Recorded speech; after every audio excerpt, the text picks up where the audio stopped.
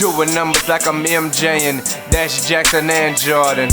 Boy, I'm killing y'all, y'all boring. Time to give the world what they really need. That's the HOMIE. Good evening, Internet. I'm Darius Lester, and this is Mammoth Money Mindset. So this will be the first official video of this channel, and it is titled 5 Things I Wish I Knew Sooner in Life. So I'll just get right into it. Number 5 will be everyone is capable of everything. The reason I wish I would have known this sooner is it goes both ways, right? It can be negative or positive things, but here we're going to focus on the positive, right? Everything positive. Everyone's capable of everything. I used to think it mattered where you came from, who you were raised by, just all the little different things that happen throughout your life determine what you're actually capable of. None of that matters. None of that matters at all. It's up to you what excuses you're going to let dictate what you're allowed to do. But I'm telling you right now, none of that matters. It don't matter how many legs you got. It don't matter who your parents were, who your parents weren't. None of that stuff matters. Everything is on you. It is up to you to take those steps to get out of your comfort zone, to go affirm yourself and do whatever it is you want in the world. You are literally capable of anything. If you want to be in the NBA, I promise you, you can be in the NBA. You may have to work harder than a lot of other people, but you can do it. You just have to set that goal in your mind and actually go out and do it. People say they want $1 million. You don't really want $1 million.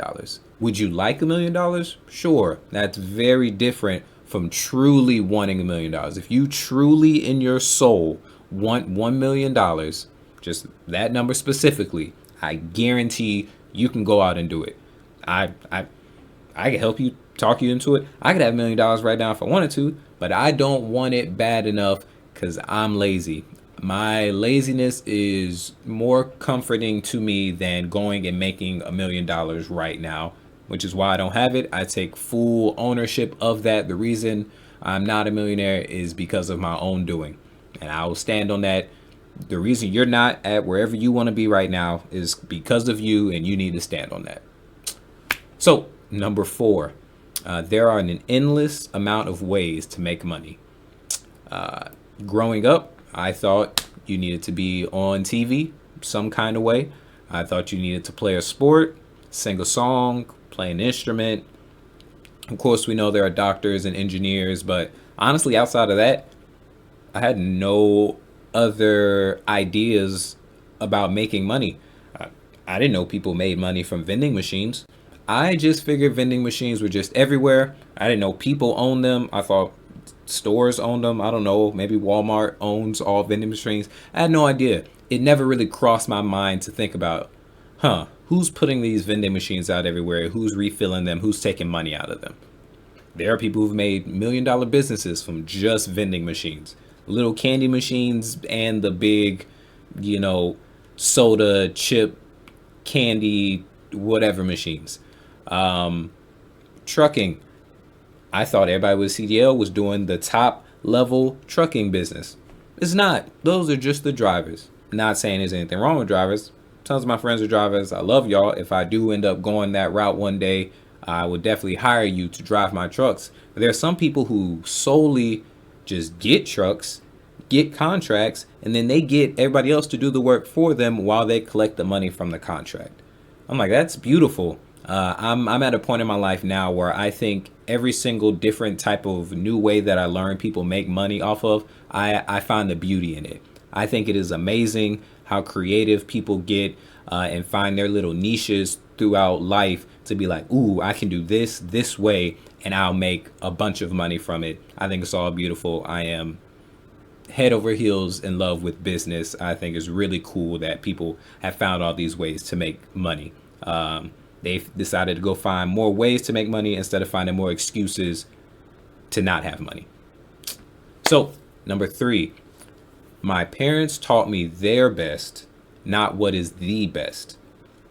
So, this is not shade to my parents. This is not shade to your parents. What it is just noting that your parents could only teach you what they know. It is impossible to go and teach somebody something that you've never heard of before, because you never heard of it before. So I feel like when we're younger, we see our parents on this high pedestal as just, this untouchable being. Like, they're doing this, whatever they tell me is the best way to go do something. I always got taught, go get a good job that will give you a good retirement. Put all your money into savings. Don't waste it on frivolous things, and you'll be good to go in life. Cool. Say less. I joined the military because I didn't feel like going back to school, and I started putting money into my savings account. I was like, I'm doing it. Don't worry, Mom. I got you. My mom's not dead. I just pointed up. Relax. But I was like, cool. I'm doing what I was told. This is the best thing to do. Unbeknownst to me, later on in life, I've met different people who are like, hey, buy a house because of this, this, and that. Why is your money in your savings account? Go put it in this high interest yielding savings account. I'm like, what the heck is that? I've never even heard those words. And I've been adulting for, a good 10 years. Never heard of that. And I was like, oh, okay. They're like, it's just a better place to put your money that gives you more money. I was like, oh, why wasn't I told that? I would have had my money in that, since I was a teenager. But I didn't know. And my mom didn't know. So nobody in my household knew because my mom's the smartest person in our household. Right. So basically all this to say, keep learning. Your parents are not the limit of what you're going to learn when you become an adult, or since you've been an adult. Keep learning, keep striving. Go back, tell your parents the new stuff that you learn. They'll be surprised. My mom's been surprised by a whole bunch of stuff that I told her, and it makes me feel good that I can now add value to her, as an adult myself. So your parents, they taught you the best thing they had. Don't let that be your bar. Don't let that be your ceiling. Go beyond them. Learn as much as you can. Be the best person you can. They're not your limit. You can clean exceed them. Our day and age is so much different from their day and age. There's so much more free information out there that you can take and just grow with. So number 2, you really are who you surround yourself with. I say this because it is just so true. And it seems like every year it gets more and more true. If you are still hanging out with people and you're the smartest person in your circle, you're doing yourself a disservice. You're doing them a disservice. I don't. I love my friends. I'm not saying drop it in your friends. Don't misunderstand me. But what I am saying is if you have desires to become better in life, if you want to be stronger in life, you want to be smarter, you want to be richer, more successful, any of those things, you need to go and find people that are those things already. If you want to be a gym person and you're not, you need to start hanging out with gym people, and I promise you, you will start going to the gym. If you surround yourself with gym people and that's all they do every single day, they're in the gym, and that's, going to be a bulk of what they talk about, even when you guys are hanging out outside of the gym, you're just going to start going to the gym because that's the circle you now have surrounded yourself with, and you're going to want to add to the conversation. Quick example, when I was younger, used to be into womanizing or whatever you want to call it, trying to get different women, fulfill some kind of ego thing with men. It happens, right? I grew out of that, but I moved into a house where I was neighbors with a couple gentlemen who would hit golf balls in the backyard.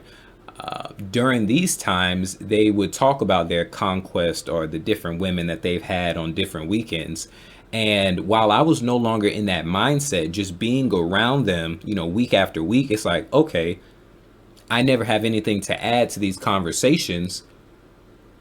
I want to be able to add stuff to the conversation. I noticed myself falling back into that kind of environment, wanting to be, a person who has different women that they can talk about so I can now add to the conversation. That's a negative example. Positive example. I decided, I want to have $100,000 after I retire from the military. So I calculated, I was like, well, if I save $600 and something every single month, I'll just have $100,000 by the time I retire. I was super fine with that. I was like, cool, stamp it. Been doing it for months. Easy. I set it up to auto transfer to my savings. I'm good to go. I don't need to do anything. I got it all figured out. Thank God I'm friends with Kerr, Carisha Kerr, mobile home dealer.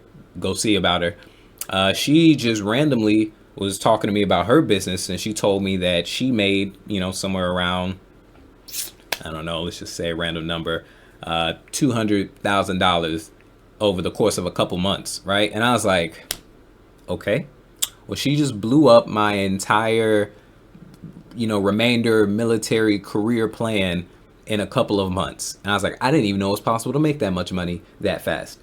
She used to work for me. Like she was my subordinate. I used to sign off on her letters and let her know when she could and couldn't take time off from work. And she had made in a couple of months more than I make over a couple years. And I was like, okay, I need to rethink my plan. I would have never rethought my plan if I did not have someone doing better than me in my circle. I need that. I need to know what is possible. I need to know, okay, maybe I'm missing out on some stuff here and there. I need to strive for more. Like I do. I thank God that, she was a part of my life, because she helped quickly rewire my brain to where I thought that it was possible to have more. So then I sought out more. I think a lot of people, after they start doing better than maybe their family's doing or then their childhood friends are doing, they're just like, all right, cool, boom, I'm making more than 60,000 a year. That's more than everybody else I know. I'm the best. Why do I have a reason to do anything else? Me personally, I'm not into that. I'm into always growing, always trying to become more. So the better I know people around me are doing, and the more I know is possible, the more I know I can do, which goes back to number 5. Everyone's capable of everything. After you understand that you're capable of everything, you just need to find out what everything is so that you can go and make that stuff happen. So you really are who you surround yourself with.